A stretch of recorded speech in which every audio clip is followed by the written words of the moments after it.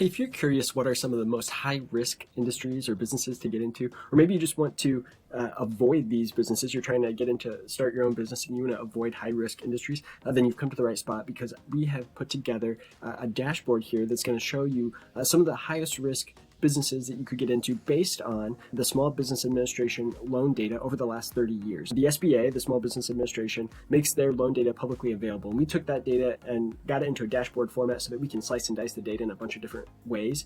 And what we were able to do then is by industry or by business type, we were able to see which industries had the highest default rate, which means they didn't repay their SBA loan in full.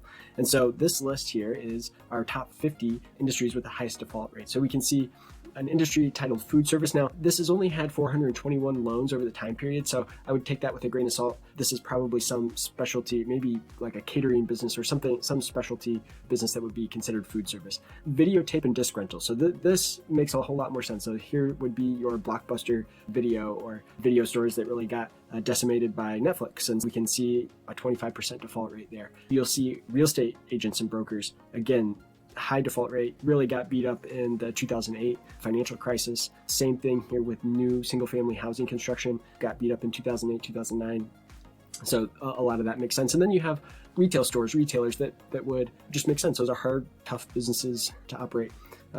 One business that surprised me a little bit here, photography and janitorial services, both pretty high default rates. A little bit of odd to me why photography would have gone through a high default rate scenario, but that's the point of this information, is it allows us to see some things that we might not otherwise notice. And so there's a whole list here of 50 industries with high default rates. We have also a list of industries with low default rates as well. If you go down to the description of the video below, you'll be able to sign up for our SBA loan data analyzer tool.